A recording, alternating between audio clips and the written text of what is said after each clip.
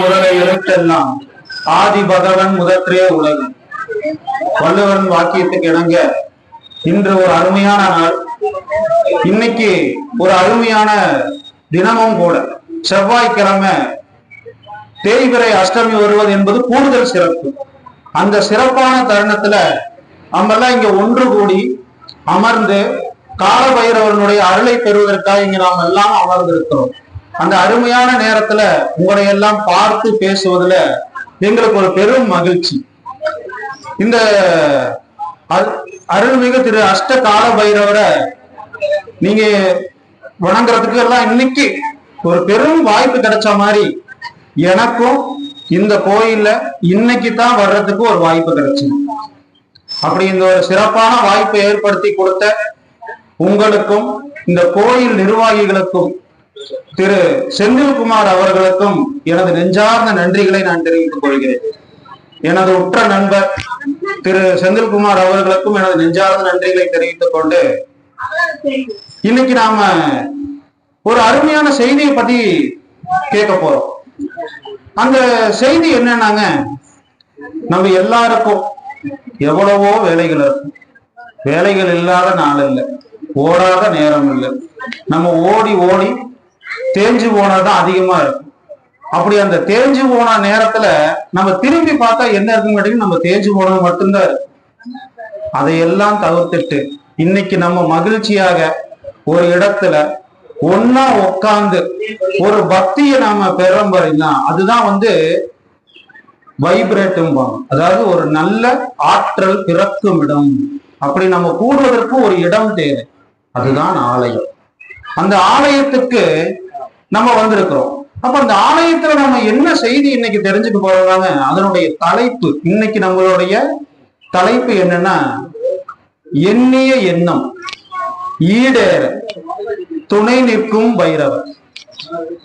நம்மளுடைய எண்ணம் கொஞ்ச நஞ்ச எண்ணங்களா இருக்கும். நம்மளை விட வேகமா பயணிக்கக்கூடியது எண்ணம் மட்டும்தான்.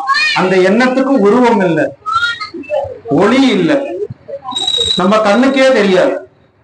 ஆனா நம்ம சிந்திக்கிறத எப்படி இருக்குங்க, பன்மடங்கு வேகமாக இருக்கும். அப்படி நம்மளுடைய அந்த சிந்தனைகள் வேகமாக சிந்திக்கும் பொழுது நாம் சில இடங்களில் ஏதாவது ஒரு சூழலில் ஏதாவது ஒரு நேரத்துல அந்த நம்ம சிந்தனை அப்படி தவறி போகும். அதாவது நம்மளை நாமே ஏமாந்து போவது போல் அது தோன்றும். அப்ப அதெல்லாம் நம்ம எப்படி ஒருங்கிணைக்கிறது அப்படின்னா இந்த காலபைரவர் கோயில்ல அது முடியும். காலபைரவர் கோயில்ல தான் அது முடியும். ஏன்னா சிவன் பாத்தீங்கன்னா லிங்க வடிவம் தானே, ஈசன் லிங்க வடிவம் தான், அவருக்கு உருவம் கிடையாது. ஆனால் அவரால் அவதாரமாக வரக்கூடிய காலபைரவர் இருக்காரு பாருங்க, அவருடைய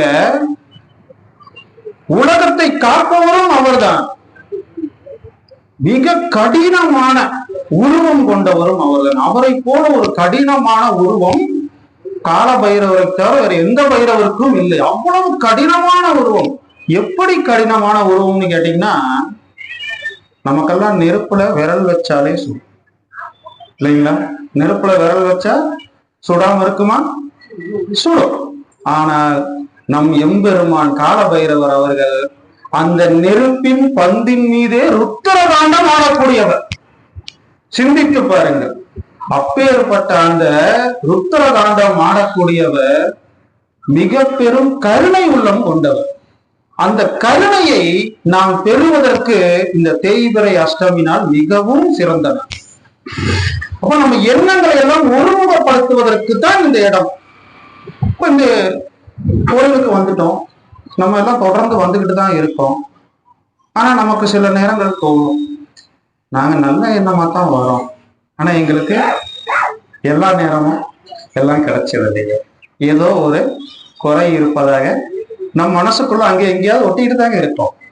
அப்போ நாம் எப்படி இந்த ஆலயத்தை நம்புகிறோம்ங்கிறது முதல்ல நம்மளுடைய அந்த பார்க்கணும். அதுக்கு நான் ஒரு சிறிய செய்தியை நினைவுக்கு வருகிறது. இந்த இடத்துக்கு வந்தோன்னா அது நினைவுக்கு வருகிறது. ஒரு சிறிய செய்தியை நான் உங்களோட சொல்றேன் பாருங்க. ஒரு முனிவர் பாத்தீங்கன்னா அவர்கள் மருத்துவரும் தெரிந்தவர்களாக தான் இருக்கும். முனிவர்களுக்கு எல்லாமே தெரியும். அவர்களுக்கு மருத்துவம் தெரியும், வணிகம் தெரியும், அவர்களுக்கு சீடர்கள் எல்லாம் இருப்பாங்க. அப்படித்தான் ஒரு முனிவர் தன்னுடைய பயணத்தை வனத்துல தொடங்குறார்.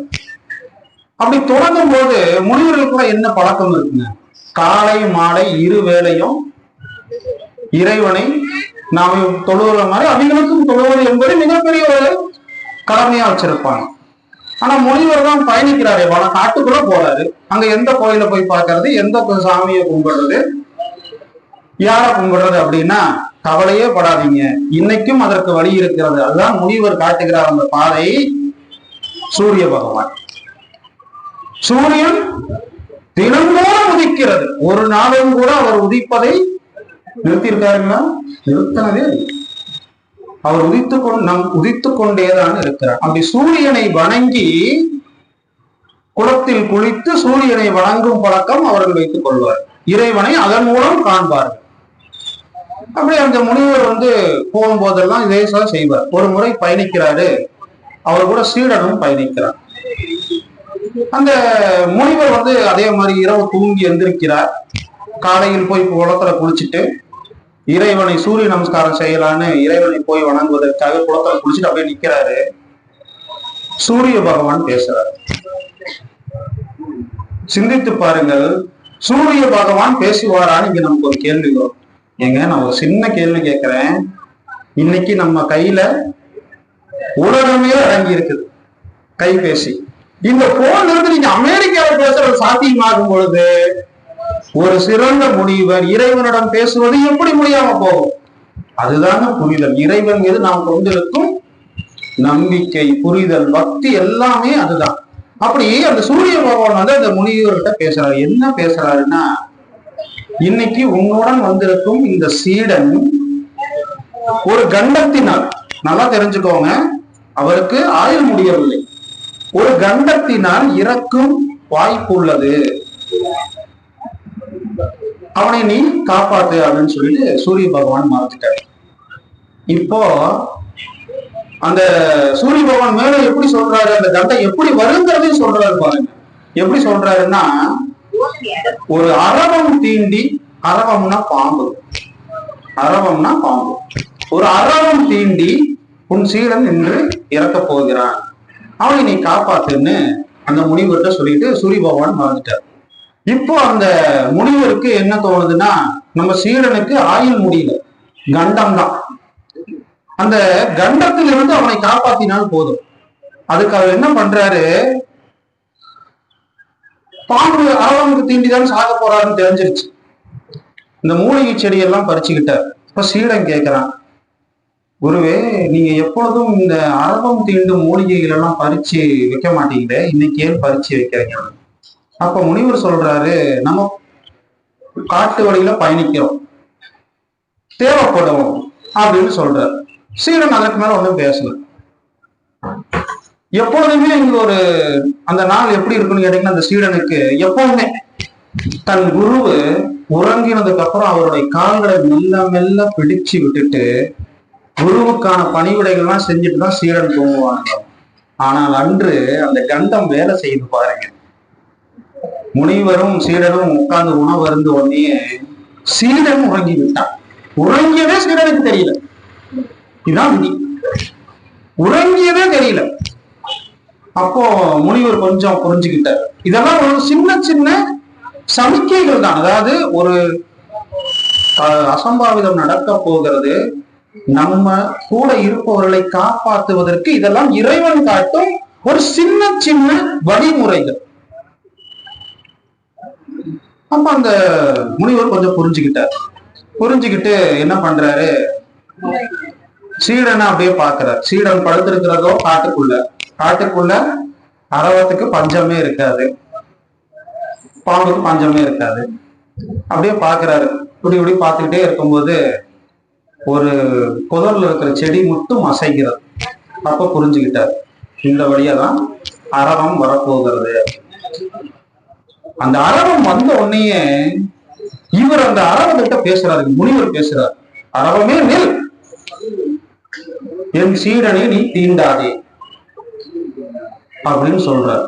அப்போ அந்த அரவம் திரும்ப சொல்லுது, காலம் எனக்கிட்ட கட்டளையை நான் மீறுவதோ அல்ல நீங்கள் அதை தடுப்பதோ முடியாத காரியம்னு அறவும் சொல்லுது. பாருங்க, ஒரு அறவம் பேசுகிறது. காலம் அவர் இந்த அறவத்துக்கிட்ட கட்டளை, இறைவன் அவருக்கிட்ட அந்த அறவத்துக்கிட்ட கட்டளை. அப்ப அந்த அறவம் சரி உனக்கு காலம் இட்ட கட்டளை என்ன? ஏன்னா அந்த அறவனுக்கு தானே தெரியும், முனிவருக்கு தெரியாது இல்லையா? அப்ப அந்த அறவம் சொல்லுது, உங்கள் சீடன் இந்த கழுத்தில் வலது பக்கத்துல இந்த இடத்துல நான் அவனை தீண்டி அவனோட ரத்தத்தை என் நாவால் தடவ வேண்டும். நல்லா பாருங்க, பாம்பு ரத்தம் குடிக்காது, இது அனைவருக்கும் தெரிஞ்ச விஷயம் தான். அப்ப ரத்தம் குடிக்கும் சொன்னா அது சரியா வராது, அது நாவில் பட வேண்டும். இதுதான் காலம் அவருக்கு இட்டவை. இப்ப கழுத்துக்கிட்டு இருக்கிற ரத்தத்தை பாம்பு நாவல படம்னா என்ன பண்ணணும்? கடிச்சுட்டா ஆகணும். கடிச்சா என்ன ஆகும்? சீடன் இறந்து போவான். இதுதான் கண்டம். அப்ப இதை அந்த முனிவர் புரிந்து கொண்டார். புரிஞ்சுட்டு அந்த அறவத்திட்ட சொல்றார், நீ உனக்கு தேவை உன் நாவில் ரத்தம் படணும், அவ்வளவுதானே. தன்னுடைய பையிலிருந்து ஒரு மிக கூர்மையான ஒரு கத்தி எடுத்து சீடனுடைய கழுத்துக்கிட்ட கத்தி வைக்க போறாரு. சீடன் கண் முழிச்சிட்டான். இப்ப இந்த இடம் எப்படி இருக்குன்னு சிந்திச்சு பாருங்க. ஒருத்தருக்கு தன்னுடைய கழுத்துல கத்தி வைக்க வரும் பொழுது முழிப்பு வந்தா எப்படி இருக்கும்? சீடன் கண் முழிச்சிட்டான்.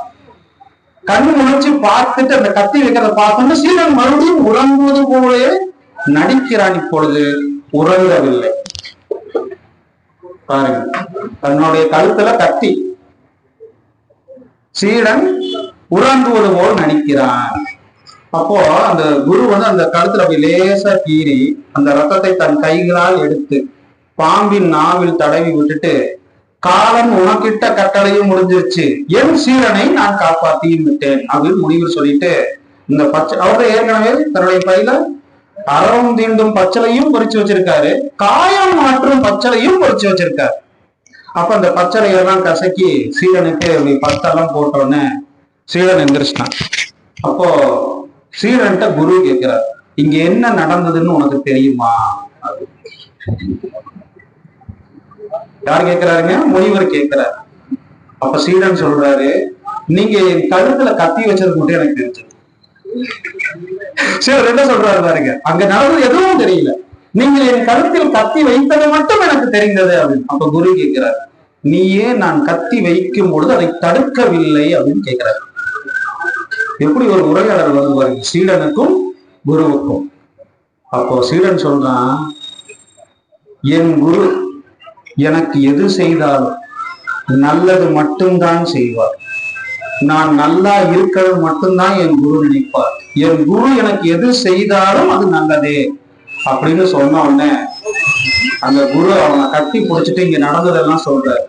இப்போ இங்க நீங்க பார்க்க வேண்டியது என்னன்னா, குருவுக்கும் சீடனுக்கும் உள்ள நம்பிக்கை எந்த அளவுக்கு இருக்கிறது என்று பாருங்க. அதே நம்பிக்கை இங்கு நாம் எல்லோருமே சீடர்கள் தான். நம் குரு உள்ள அலங்கரித்துக் கொண்டிருக்கிறார், நாம் அவர் மீது எந்த அளவுக்கு நம்பிக்கை வைத்திருக்கிறோம். நம் நம்பிக்கை அந்த அளவுக்கு இருக்கிறதா? உறுதியாக இருக்கிறதா? நம்பிக்கை உறுதியாக இருந்தால் போதும். இதுதான் ஒரு சின்ன செய்தி தான். அப்ப இந்த நம்பிக்கை நாம் எங்கெல்லாம் கொஞ்சம் கொஞ்சம் ஏதாவது ஒரு இடத்தில் நமக்கு அது வரும். ஏன்னா அதுவும் வினைப்பயனே. அப்போது நாம் யாரை பற்றி கொள்ள வேண்டும் என்று சொன்னால், அஷ்ட கால பைரவரின் பாதங்களை சரணடைஞ்சிருங்க. நீங்கள் அவர்கிட்ட போயிட்டு என்னை காப்பாத்துங்கன்னு கேளுங்க, தப்பு இல்லை. ஆனா என்னை இப்படி காப்பாத்துங்கன்னு கேட்காது. அவர்கிட்ட போயிட்டு எனக்கு அது கூடு இது கூடுன்னு கேட்பது தவறில்லை, கேளுங்க. ஆனால் உங்களை நீங்கள் முழுமையாக ஒப்படைத்து விட்டு கேளுங்க. நீங்கள் அப்படி முழுமையாக ஒப்படைத்த பின்பு நீங்கள் இந்த 8 படிக்கட்டு இருக்குது. இந்த கோயிலினுடைய பெயர் அஷ்ட கால பைரவர். இந்த படிக்கட்டில் பாருங்கள், இவர்கள் தெரிந்து இந்த படிக்கட்டை வைத்தார்களா அல்லது தெரியாமல் வைத்தார்களா என்று எனக்கு தெரியாது. நான் உள்ளே வந்தோடனே கவனித்தேன். 8 படிக்கட்டுகளை நீங்கள் ஏறி போனால் எம்பெருமான் உங்களை தாங்கி பிடிப்பதற்கு தயாராக இருக்கிறார். நீங்கள் நம்பிக்கையுடன் இருக்கிறீர்களா? அதான் இங்க. அப்ப உங்களுடைய நம்பிக்கை தான் தேவை. அப்படி நீங்கள் நம்பிக்கையோடு இருக்கும் பொழுது உங்களுடைய எண்ணம், அதான் இந்த தலைப்பு, எண்ணிய எண்ணம் ஈடேற துணையாக நிற்கும் கால பைரவர். உங்களுடைய எண்ணம் நல்ல எண்ணமா வச்சுக்கோ. அப்ப இந்த நல்ல எண்ணமாக நாம் வைத்துக் கொள்ளும் பொழுதுதான் நம்மளை நாம் உயர்த்தி கொண்டே போக முடியும். ஏன்னா அவ்வளவு வலிமை மிக்கவர் யாருங்க? நம்ம கால பைரவர் எம்பெருமான் மிகவும் வலிமை மிக்கவர். அவருடைய வலிமைக்கு முன்னால் எந்த தெய்வங்களும் ஈடுபடுத்த நிற்க முடியாதுங்க. அவ்வளவு வலிமையானவரை திருஞான சம்பந்தர் அவர்கள் ஒரு பாடலாக பாடுகிறார். நம்ம இந்த இடத்துல வந்துட்டு பைரவர்களுடைய சிறப்புகளை தானே தெரிஞ்சுக்கணும். அப்ப அந்த திருஞான சம்பந்தர் எப்படி பாடுறாரு பாருங்க. பைரவர் சொல்றாரு, சுடுகாட்டுக்குள் இருக்கிற எம்பெருமான் எலும்பு மாலைகளை, சுட சுட இருக்கக்கூடிய அந்த எலும்பு மாலைகளையே அணிகலனாக அணிந்திருப்பவர் அப்படி சொல்றாரு. அவருக்கு எல்லாம் துறந்தவர். எல்லாம் துறந்தவர்னா என்னங்க? பசி. இது கூட இன்னொரு பசியும் சேர்ந்து வருதுங்க. அதுதான் பசிக்காமம். அதையும் கடந்தவர், கவலையே இல்லாதவர், நோய் தொற்று அவர்கிட்ட பிணிங்கிறதே ஒண்ணு கிடையாது. பிணினா நோய். அவர்கிட்ட இந்த நோய்ங்கிறது ஒண்ணு கிடையாது. அவரை பார்த்துதான் நோய் பயப்படும். அப்ப அவருடைய பக்தர்களாக இருக்கக்கூடிய நமக்கு எப்படி இருக்குன்னு பாருங்க. அப்படி அந்த திருஞான சம்பந்தர் அவர்கள் பாடுகிற அது அந்த பாடல் அழகே அழகுங்க. நீங்க எல்லாம் உங்களுக்கு வாய்ப்பு கிடைக்கும் போதெல்லாம் கால பைரவரை நீங்கள் உங்கள் மனதுக்குள்ளையும் வாய் விட்டும் சொல்லிக்கிட்டே வாங்க. அதுவே சிறந்த மந்திரமாகும். நமக்கு எப்பொழுதெல்லாம் வாய்ப்பு கிடைக்கிறதோ அப்பொழுதெல்லாம் நமக்கு பெரியதாக மந்திரம் தெரிந்தால் மந்திரத்தை சொல்லுங்க. வாய் வழியாக சொல்வதற்கு பெயர் தான் மந்திரம். இப்ப நான் இங்க பேசிட்டு இருக்கிறேன், பேசுறது இல்லைங்களா? அப்ப நீங்கள் மந்திரங்களை மனிதன் மட்டும்தான் பேச முடியும். வேற யாராவது பேச முடியுமா? வேற யாரும் பேசுறது கேட்க முடியுமா? அப்ப உங்களுடைய மந்திரங்கள் கால பைரவா போற்றி, கால பைரவா போற்றி. நாம் அனைவரும் ஒரு முறை சேர்ந்து சொல்லுவோங்களா? ஓம் கால பைரவா போற்றி, ஓம் கால பைரவா போற்றி, ஓம் கால பைரவா போற்றி. அருமைங்க, அருமை. இந்த மந்திரங்கள் அழகாக உங்கள் வாயிலிருந்து எவ்வளவு அழகா இருக்கு வரை கேட்கிறேன். இதையெல்லாம் உங்களுடைய இல்லத்துல நாள்தோறும் உங்களுக்கு மந்திரங்கள் தெரிந்தால் மந்திரங்களை சொல்லுங்கள். அல்லது நீங்கள் பைரவரை சொன்னாலே மந்திரமாகும். பைரவருக்கு மிஞ்சிய மந்திரம் இந்த உலகத்தில் இல்லை.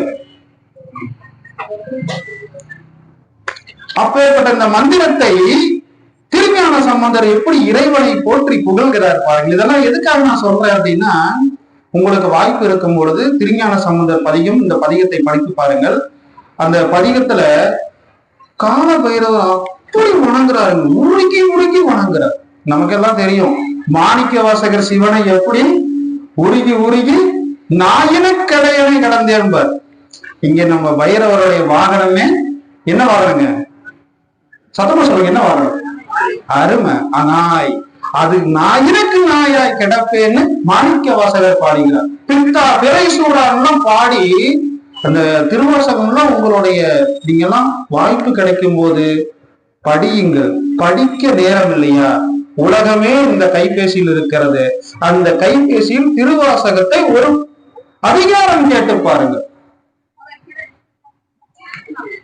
அப்படி திருவாசகம் சிவனை உருகி உருகி பாடியது என்பார்கள். ஆனால் இங்கு ஞான சம்பந்த கால பைரவரை உருகி உருகி பாடுறாருங்க. எவ்வளவு ஒரு அருமையான பாட்டு பாருங்க. இந்த பாட்டு நீங்க கேட்டிருக்கலாம், கேட்டிருக்க வாய்ப்பு இருந்தாலும் பரவாயில்லை. மீண்டும் ஒரு முறை நாம் இதை நினைவூட்டிக்கிறதானே, ஒரு நல்ல செய்திகளை நாம் நினைவுபடுத்தி பார்க்கிறதானே. அந்த பாடல் பாருங்க. அந்த பதிகம் திருவடுவூர் பதிகம். வடுகூர்னா இடம்னு பொருளுங்க. எங்கெல்லாம் நான் வடுகூர்னு சொல்றேனோ இடம்னு வச்சுக்கோங்க. அதே மாதிரி நாங்க இந்த தமிழ் மன்றம் எல்லாம் வச்சுட்டு இருக்கிறதுனால நாங்க கொஞ்சம் தமிழ் அதிகமா பேசுவோம். அது எங்க நாவல் அப்படியே வந்துடும்.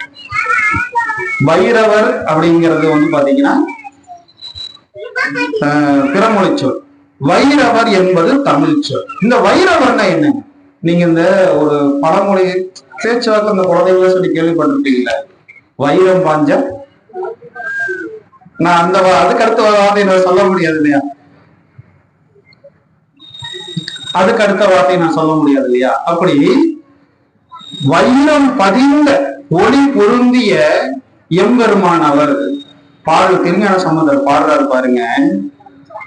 சுடுகூர் எரிமலை அணிவார் சுடர் வேல. எப்படி ஒரு பாடல் வரி பாருங்க. சுடுகூர் எரி மாலை அணிவார் சுடர் வேல கொடுகூர் மழுவால் ஒன்று உடையார் விடை ஊர்வார் கடுகூர் பசி காமம். கடுகூர் பசி காமம் கவலை பிணி இல்லார். இவர் எல்லாத்தையும் தொடர்ந்துட்டாருங்க. ஆனால் அடியார்களை மட்டும் தொடர மாட்டேன்னு நிக்கிறார். அடியார்கள் யாருங்க? நம்ம தான் அடியார். இவர் அனைத்தையும் தொடர்ந்த நிலையில் இருப்பார். ஆனால் அடியாரை எந்த இடத்திலையும் எங்கேயும் விட்டு கொடுக்க மாட்டார். அப்பேற்பட்ட கால பைரவருடைய ஆலயத்தில் நாம் அமர்ந்திருக்கிறோம்.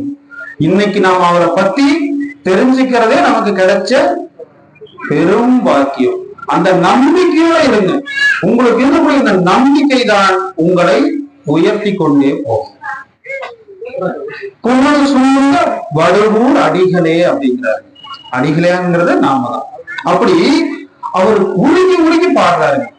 அடுத்துங்க, இப்ப நீங்க எல்லாம் இங்க சில பேர் வந்து கொஞ்சம் கால தாமதமா வந்துட்டீங்க. ஆனா கொஞ்சம் முன்னாடியே என்ன ஆயிடுச்சுங்க? பால் அபிஷேகம், சந்தன அபிஷேகம், தயிர் அபிஷேகம் எல்லாம் சிறப்பா நடந்தது. அடுத்த முறை வரும்போது இந்த நிகழ்வு வர மாதிரி வாங்க. ஏன்னா இதெல்லாம் நீங்க பார்க்கணுங்க. இதெல்லாம் நீங்க பார்த்தாதான் இறைவனை நீங்க உருகி வந்து இறைவன் அங்கு குழந்தை. நாம் இறைவனுக்கு இன்னைக்கு நாம் வந்து உருகி வணங்குறவங்க அவர் நம்ம பக்கம் இருந்துகிட்டே இருப்பார். நீங்கள் இறைவனை வணங்கி கொண்டே இருங்கள். உங்கள் வாழ்வு உயர்ந்து கொண்டே இருக்கும். அந்த நம்பிக்கை நமக்கு முதல்ல இருக்கு. அடுத்த பாடல் சொல்றாரு பாருங்க. பாலும் நறு நெய்யும். என்ன வார்த்தை பாருங்க.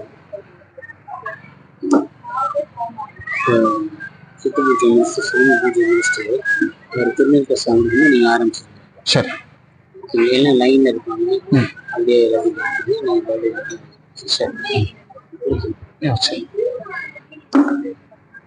பக்தர்களே, இன்னைக்கு நம்ம ஆன்மீக உரை எப்படி இருந்ததுங்க? எல்லாம் கேட்கறதுக்கு ஏதாவது நல்லா இருந்ததுங்களா? சிறப்பா இருந்ததுங்களா? ஆனா இந்த உரை வந்து இன்னும் முடியல.